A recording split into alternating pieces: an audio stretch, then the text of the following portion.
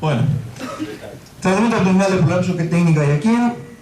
Conflictos de interés son estos, que para el día de hoy no tienen nada que ver. Y primero preguntaría ¿a quién? Y después ¿qué técnica?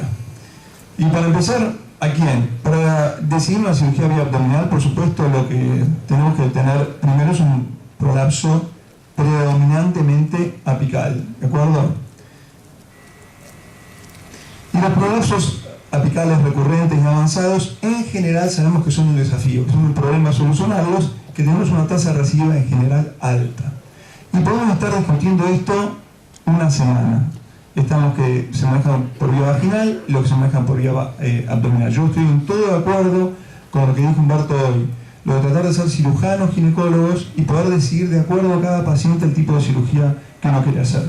Y vamos a ver más adelante que en la colposacropexia la laparotomía no es una mala palabra. Por supuesto vamos a hablar más de laparoscopía. ¿Qué tipos de técnicas vía abdominal vamos a repasar hoy? Las vamos a dividir en dos grupos, con malla y sin malla. Con malla las pexias al sacro, que podemos dividirlas en colposacropexia con es vagina, histerosacropexia con es útero o cervicosacropexia, que ahora vamos a ver cuándo cada una. Sabemos que las soluciones con malla y abdominal son soluciones globales, que tratan tanto el compartimento anterior como el apical, y el posterior lo vamos a discutir, hasta dónde tratan. Pero también tenemos que pensar en las correcciones sin malla.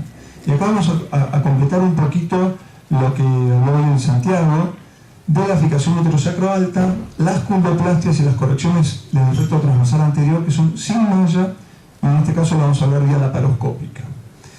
Creo que uno de los problemas que ha tenido el tema de las mallas es que uno ha dejado de las mallas vía vaginal, ha dejado de revisar las pacientes y evaluar el defecto que tiene cada paciente. Y esto que es bastante recontra conocido, ahí está, y que lo han visto varias veces, me parece súper importante saber revisar y ver qué paciente tiene prolapso apical, qué tipo de prolapso anterior tiene y qué tipo de defecto, porque el defecto más frecuente anterior es este defecto, que es el defecto transversal alto, y que es un defecto que por vía laparoscópica también vamos a poder resolver. Entonces, decíamos, las pexias al sacro como vía abdominal.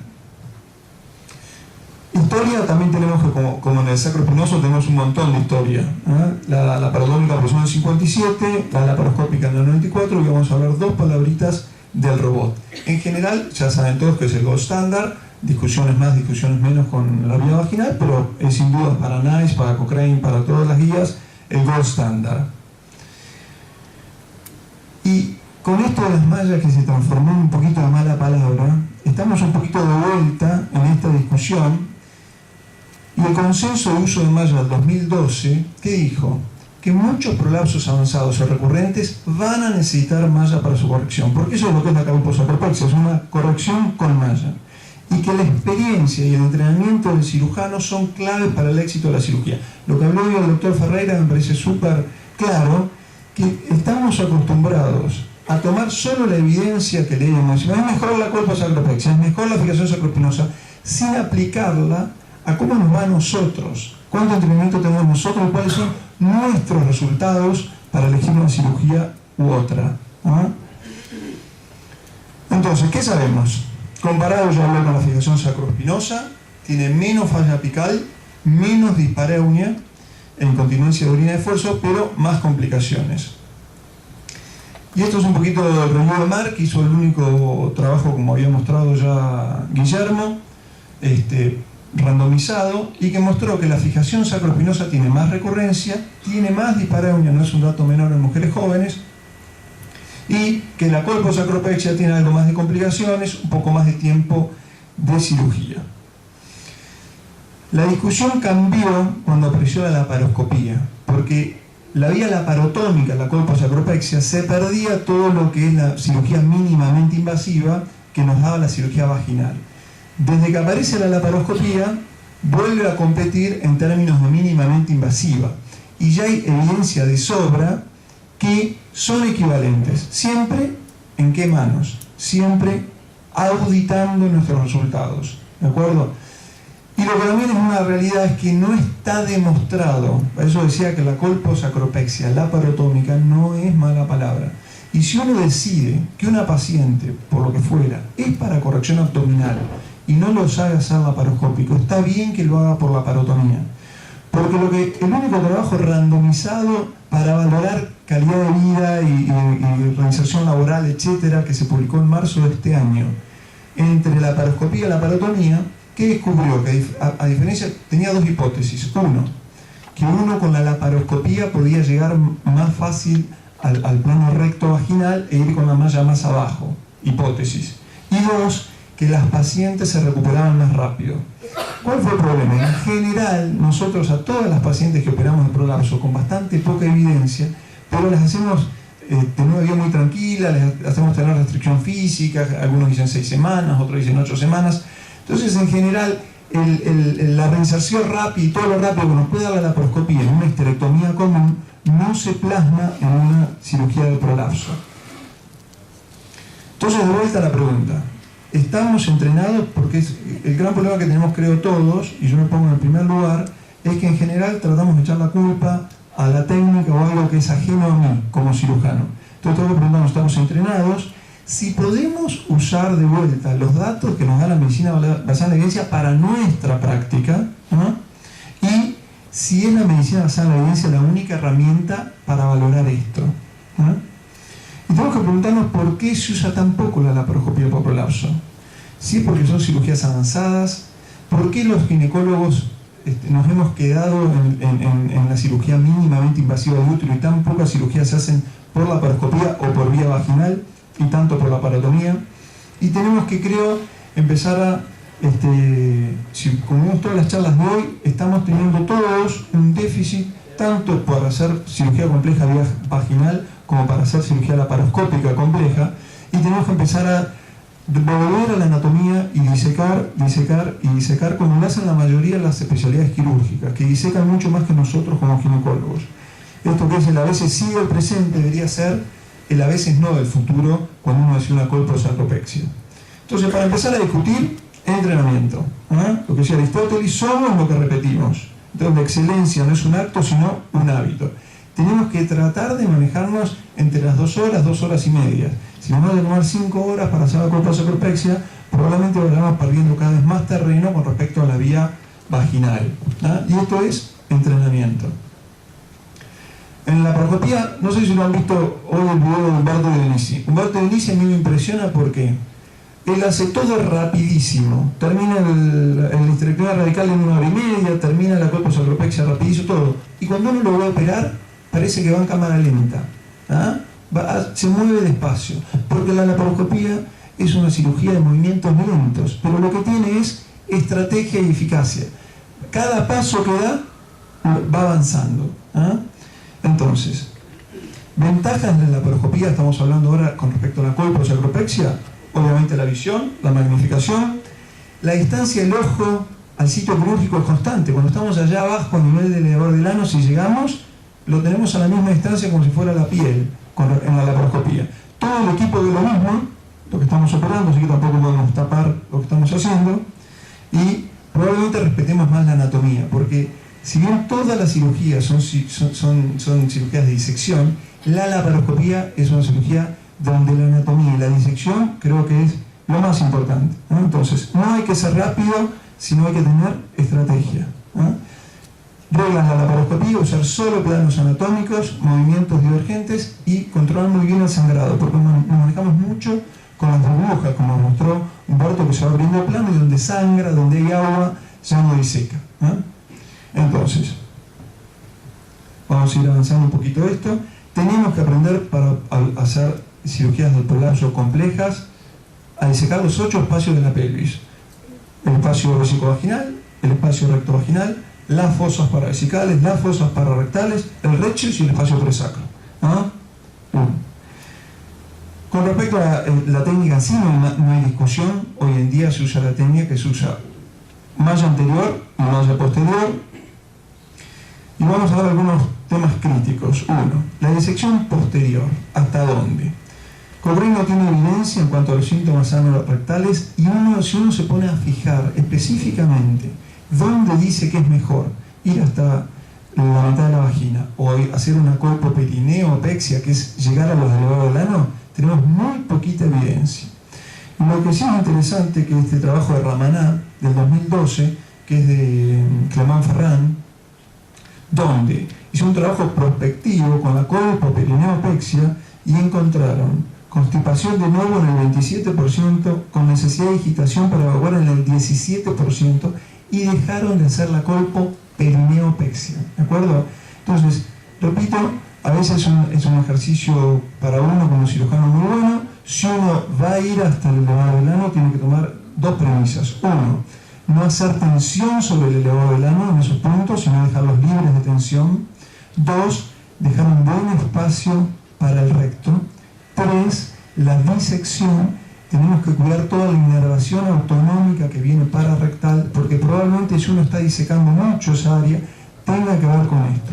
Entonces hay centros que han dejado de hacer la colpoperineopexia como cirugía. Seguramente Humberto va a discutir eso porque puede hacer la colpoperineo. Después vamos a ver. Otro punto importante, los puntos en el promontorio. Tienen que saber que el promontorio, si uno lo divide en centímetros, más 1, más 2, 0, menos 1, menos 2, menos 3, que los puntos, el ligamento anterior es más fuerte de 0 a más 2 hacia arriba, y que los puntos en sentido transversal son más fuertes en cualquier lugar, más que el longitudinal. Así que particularmente si uno da puntos bajos, tiene que tratar de ser transversal. ¿Qué es lo que se tiene que cuidar? De la vena, si uno se va más arriba, que es más fuerte, de la vena ilíaca primitiva izquierda, que puede estar bastante más abajo, inclusive en algunas malformaciones nos tapa el promontorio. ¿Ah? Entonces ya vimos dónde dar los puntos, ya vimos hasta dónde llegar con la malla en vía posterior. Vamos a ver qué combinaciones les tenemos que hacer una colposacropexia. Tenemos que sumarle cirugía de incontinencia, ya lo hablamos hoy, no me voy a meter. El punto es que nosotros particularmente cuando le sumamos una cirugía de incontinencia porque decidimos hacerla, le sumamos un sling muy uretral, no un burch, para discutir. Y la plástica posterior, vamos a ver algunas cositas ahora, aunque Sebastián ya habló bastante, porque en esto ya deja de ser una cirugía abdominal. Y ahí vamos a que uno, si decide la vía abdominal, muchas veces no tiene que ser tan radical, decir, no, lo mío es abdominal, y si quiere ir a poner un sling en la misma cirugía, va por vagina, y si va a hacer una corrección de rectocele cuando tiene indicación, no hay duda que probablemente los resultados sean mejores por vía vaginal. ¿Eh? No me voy a meter en lo de incontinencia orina oculta. ¿Eh? Hice un poquito de plástica posterior. Lo que hay evidencia es que ya el hecho de corregir, hacer la corrección apical con la colposacropexia, reduce los síntomas obstructivos posteriores, hagamos o no hagamos plástica posterior. Y hay bastantes trabajos que muestran que la tasa de recirugía por prolapso posterior por rectocele es bastante parecida a los pacientes que uno les hace plástica posterior en la misma cirugía que en las que no les hace. ¿Ah? Y el realizar plástica posterior en forma sistemática aumenta el riesgo de desarrollar síntomas como dolor, dispareunia e incontinencia anal. Entonces no hacemos plástica posterior de rutina, lo discutimos con la paciente, le explicamos que puede llegar a necesitarlo en 2 tiempos, salvo que la paciente tiene un bulto que le moleste distal significativo, que no lo vamos a corregir por la paroscopía, o lo que habló Sebastián hoy, que claramente se digite para defecar y que sepamos, después de estudiarla, que la vamos a ayudar con una plástica posterior vía vaginal. ¿Qué hacemos con el cuello? Y esta es una gran discusión, porque al abrir la vagina, cuando hacemos una histerectomía y al mismo tiempo una colposacropexia, las ventajas de la vía abdominal y todo lo que se habló de las erosiones, de las extrusiones de malla, etc., se pierde. ¿Eh? Y como vemos, las tasas de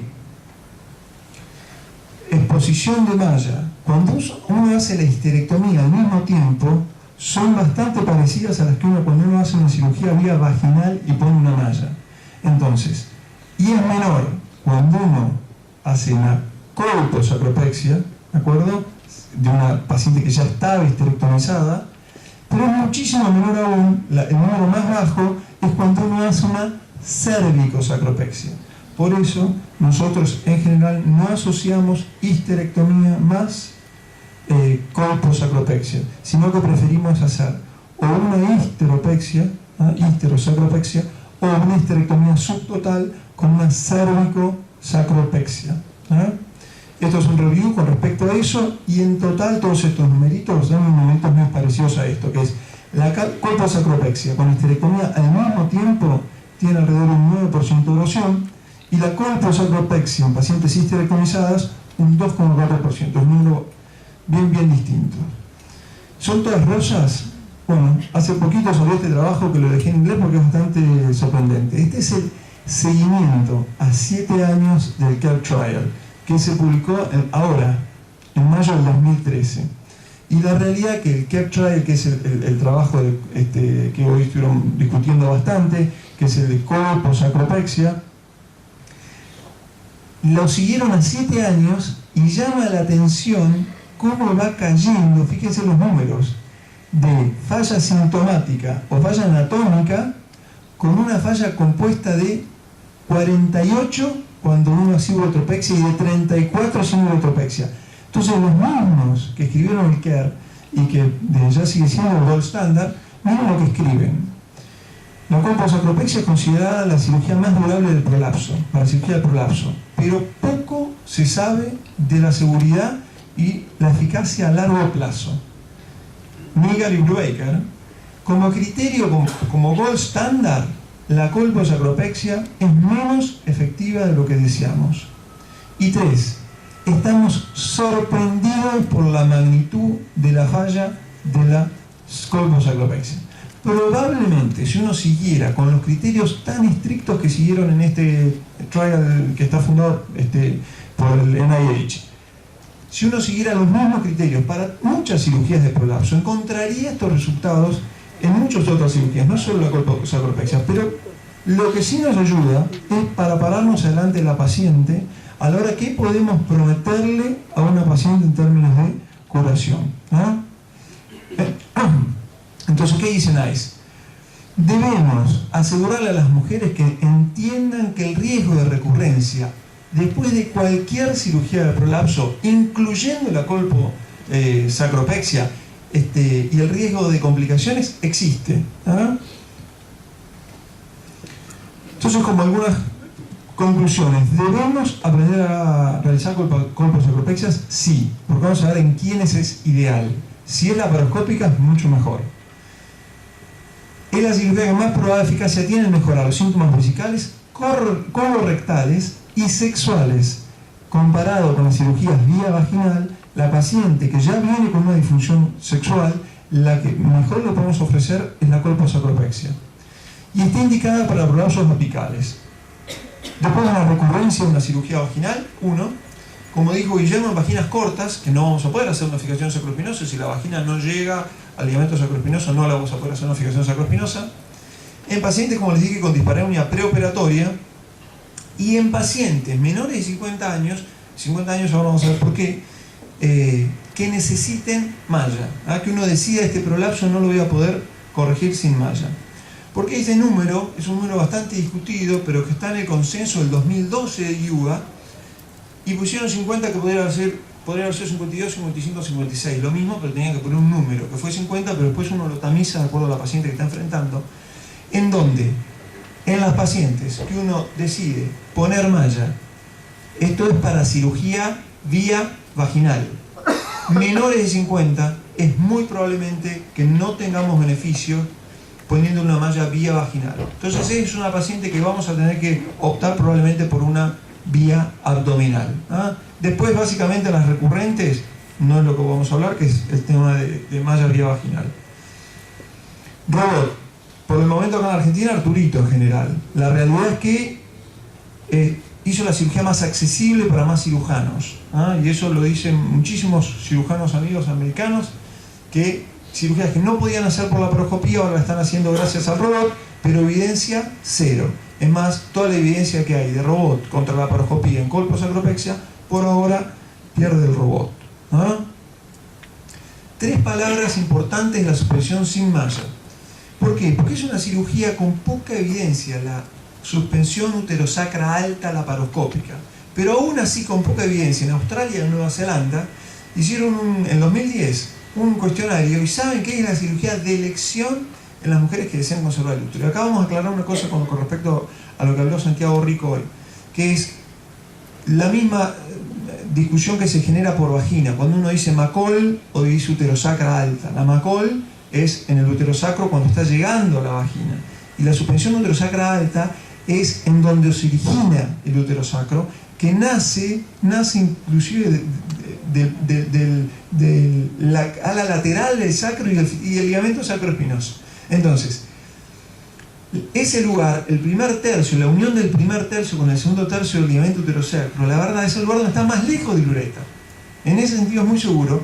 Y el miedo que le tiene, la fortaleza, acá está. ¿Cuál es el principal problema de la suspensión uterosacra alta vía vaginal? Se dice que es el que da mayor longitud vaginal, que es excelente como cirugía, pero es la lesión ureteral. Entonces, la fortaleza de la vía laparoscópica está en la facilidad y la seguridad porque uno ve el uréter. ¿Están descritas lesiones ureterales por fijación uterosacra alta vía laparoscópica? Sí, pero cuando uno no sabe abrir el peritoneo y buscar el uréter, ¿de acuerdo? Pero indudablemente, si uno sospecha que está quinqueando el uréter, es muy fácil, y al lugar donde empezamos esta suspensión está a 3 centímetros y medio del uréter, está muy lejos. Es una cirugía facilísima, lindísima, y que nosotros usamos bastante. Ahora vamos a ver en quiénes y con qué evidencia, pero usamos bastante porque son puntos que usamos con poliéster, poliéster 0, y corregimos en el mismo momento o con un Moscovitz laparoscópico o con el mismo punto que lo vamos llevando a través del enterocele, y hacemos una suspensión uterosacra alta laparoscópica muy fácil. Sí, entonces vamos a apurarnos. ¿Hay alguna evidencia de tasa de curación? Sí, 75-85%, ¿de acuerdo? ¿Qué es lo que tenemos que saber? Que es una cirugía si uno va a conservar el útero, la tasa de curación cae un poquito, pero puede ser una histeropexia uterosacra. Ideal para las pacientes que tienen prolapso apical puro. Cuidado con el traquelocele. Si tiene una elongación cervical, es una de las causas de fallas, uno conserva el útero y hace una de estas cirugías. Si se acompaña de histerectomía, tiene menor tasa de falla. Entonces, no nos vamos a meter en esto, de la medicina basada en evidencia, pero ¿qué hacemos nosotros con el nivel de evidencia M? Porque no es nivel de evidencia D, que sería opinión de experto, porque no soy experto, es M. Si la paciente tiene deseos de conservar el útero y no tiene cirugías previas, tiene un prolapso apical predominante, cuando nosotros entramos por la y vemos unos buenos uterosacros, hacemos una suspensión uterosacra alta. ¿Qué valoramos, como dijimos antes, del prolapso vía vaginal? ¿Cuánto de prolapso anterior tiene? Si el prolapso anterior es un prolapso por defecto transverso alto, lo corregimos con puntos por laparoscopía.